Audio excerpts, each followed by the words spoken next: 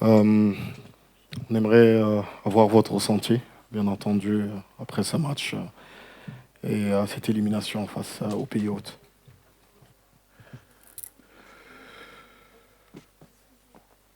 C'est bonsoir à tous.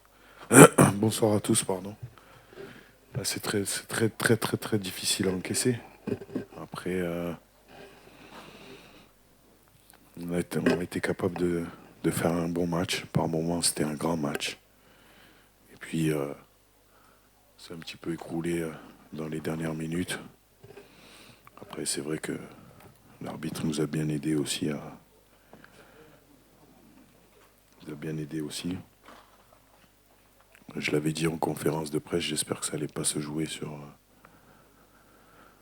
sur des referees, mais force est de constater que oui. Voilà, après nous, on a décidé de passer sur un système à 5 à la fin pour être plus solide sur le jeu aérien parce que en face, il y a énormément de qualité dans le jeu aérien et on a perdu pied sur les 5 dernières minutes. Donc, énormément déçu pour mes joueurs. Voilà, parce que cette génération, elle mérite quand même quelque chose parce qu'au niveau de la qualité de jeu, je pense que dans le monde entier, il n'y a pas beaucoup d'équipes qui sont capables de faire ce qu'on fait. Après, après voilà. Oui, ici.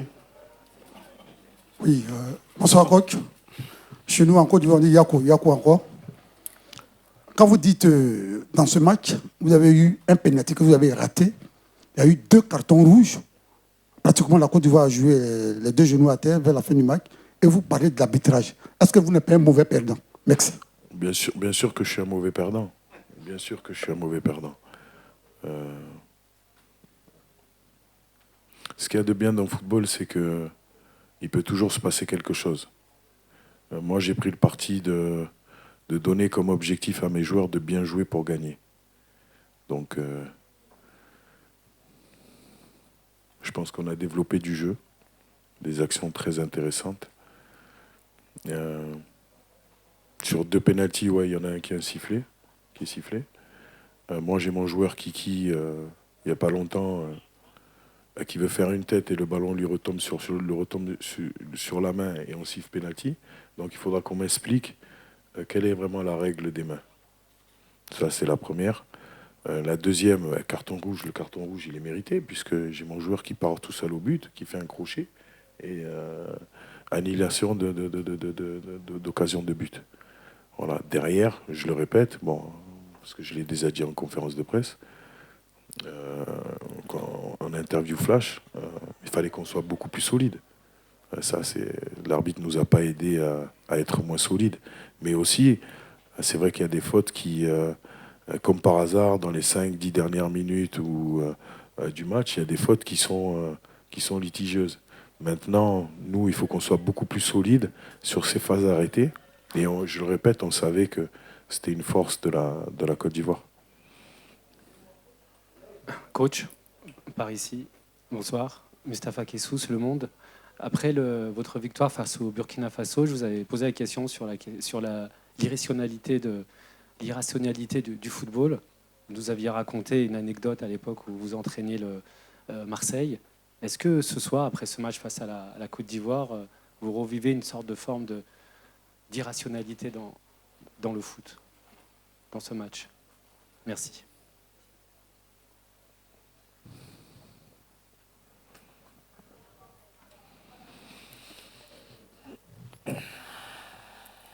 Écoutez, pour le spectacle, je pense qu'il y a beaucoup de monde qui ont pris du plaisir à regarder ce match. Euh, Nous, c'est un peu un passage dans la quatrième dimension. Ben, tu vois, dans 75 minutes, tu te dis, ben, il ne peut rien t'arriver. Et puis, ben, à un moment donné, ben, il y a quelque chose qui se passe et tu perds un petit peu pied. Même si on a fait preuve de caractère, je pense que dans le jeu, comme vous dites, à 10 contre 11, ça n'a pas été suffisant. Euh, on a manqué de ligne directrice dans le jeu. Voilà, on n'a pas mis assez de centres. On n'était pas assez dans la surface de réparation. Et on n'a pas été à l'abri des contres de la Côte d'Ivoire, et notamment de la très bonne rentrée de Tchakité.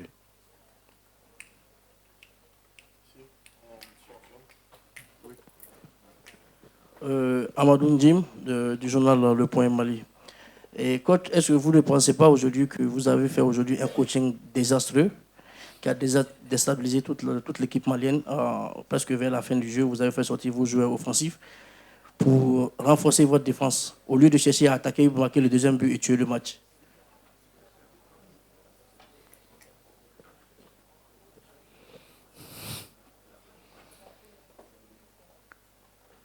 Ouais, donc,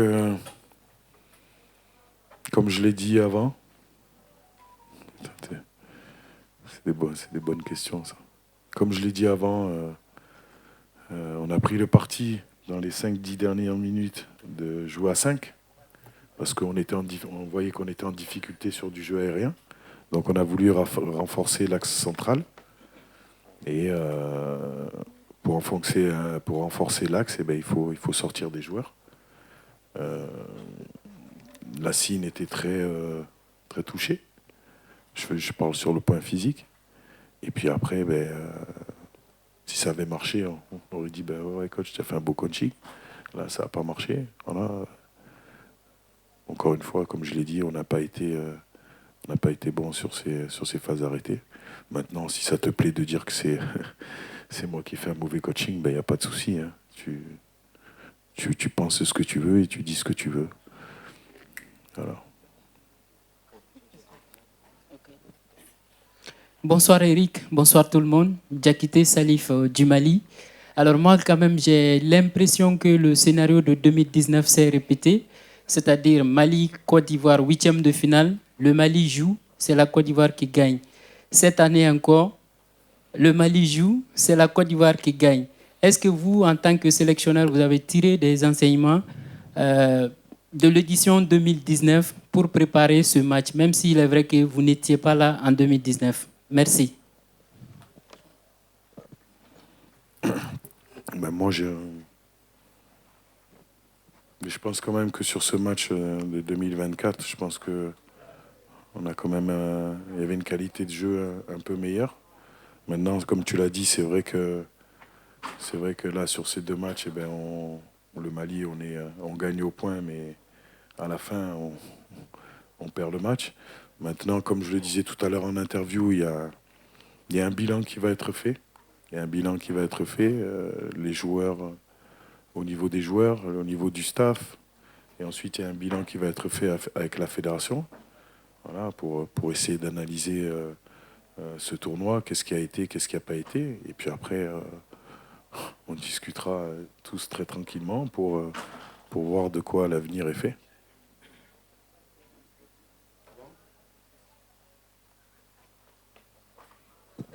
Allô, bonsoir coach. Après votre victoire face au Burkina Faso à Korogo, vous disiez que voilà, le football n'a rien d'exact, n'est pas une science exacte. Je vous demandais que quand même la Côte d'Ivoire a toujours été un gros morceau, la Côte d'Ivoire a toujours été un gros morceau pour le Mali. Et vous me disiez que la vérité d'hier n'est pas forcément celle d'aujourd'hui. Après ce match, est-ce que vraiment vous croyez entre la Côte d'Ivoire et le Mali, ça, je ne sais pas, l'histoire n'a pas été inversée. Il y a des choses qu'on ne peut pas changer. C'est ce que je peux dire. Ouais, encore une fois, comme je le disais tout à l'heure, vous pensez ce que vous voulez. Maintenant, j'aimerais bien voir ce match-là à Bamako avec 50 000 spectateurs et voir le contexte dans lequel évoluerait l'équipe de la Côte d'Ivoire. Quand vous êtes capable, en Côte d'Ivoire, ici, avec un stade plein, de sortir une qualité de jeu et de faire en sorte que la Côte d'Ivoire n'existe pas pendant 75 minutes. Après, c'est le football, hein, mais aujourd'hui, je dois encaisser. Vous avez raison, j'ai tort. Aujourd'hui, je dois encaisser. Donc, si Dieu me permet d'être encore à la tête de cette équipe, eh ben, la Côte d'Ivoire sera un objectif pour moi.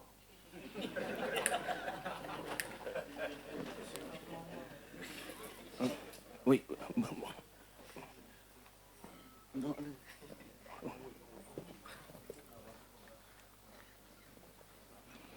Bonsoir, coach. Hervé Villandré d'Equinox télévision camerounaise. Je voudrais savoir, je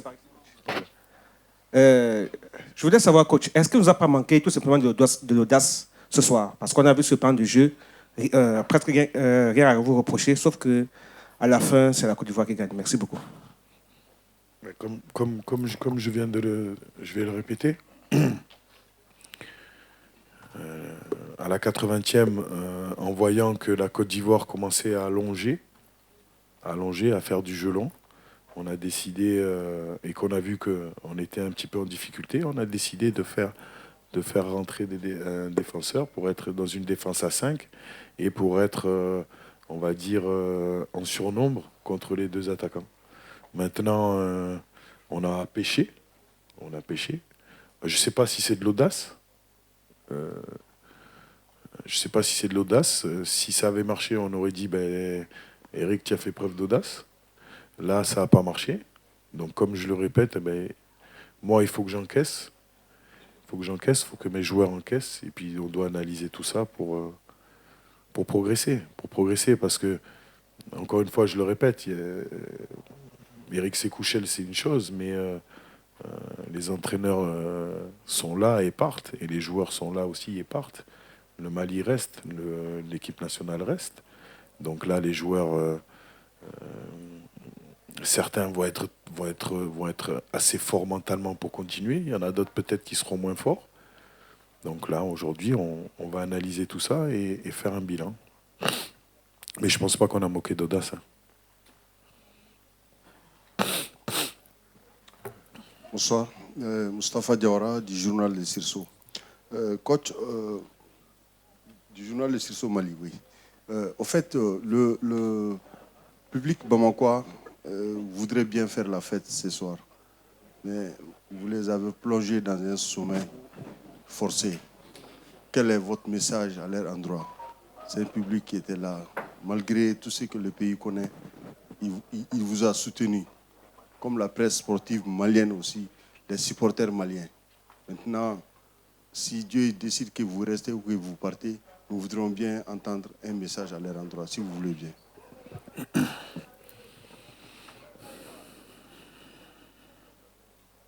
Ben, comme je l'ai dit, j'étais déçu pour mes joueurs, mais je l'ai dit aussi en interview flash, et j'ai dit que j'étais déçu pour le Mali, pour les Maliens. Je pense que j'ai toujours respecté tout le monde, que ce soit les Maliens, que ce soit les joueurs de l'équipe nationale, que ce soit les journalistes. Voilà. Donc des fois, j'ai fait des erreurs. J'ai fait des erreurs dans ma com, donc vous avez peut-être pris des choses mal, donc ben, je m'en excuse.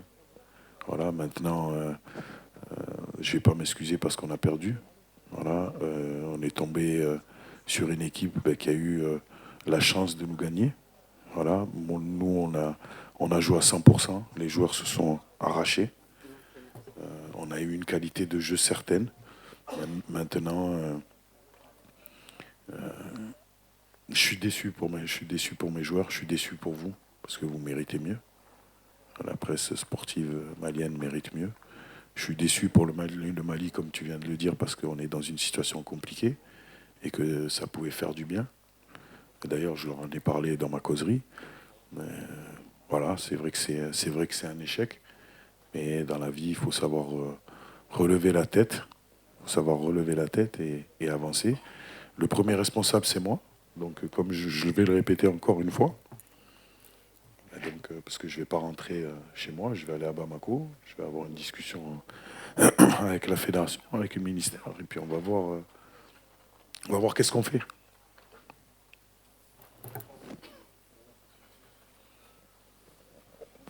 Bonsoir, coach. Yacouba Sangare Yiriba. Au fait, à 11 contre 11, à la première mi-temps, le Mali maîtrisait le match. À 10 contre 11, on mène 1-0. Et le match finit de cette manière-là. Est-ce une faute professionnelle ou est-ce un manque profond de caractère et de mental ou est-ce une malédiction? Merci.